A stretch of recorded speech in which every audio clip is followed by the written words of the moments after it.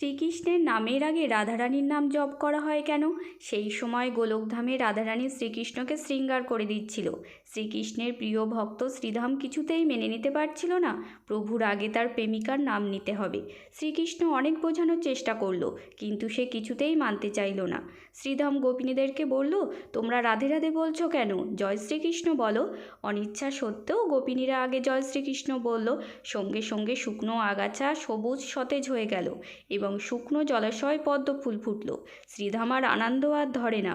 এরপর শ্রীধাম একটা শুঁয়োপোকাকে দেখিয়ে বলল, রাধে রাধে বলে দেখো কি হয়। গোপিনীরা রাধে রাধে বলার সাথে সাথেই শুঁয়োপোকাটি অদৃশ্য হয়ে গেল। হঠাৎ কোথা থেকে একটা প্রজাপতি উড়ে আসলো। রাধে রাধে বলার সাথে সাথে প্রজাপতিও অদৃশ্য হয়ে গেল।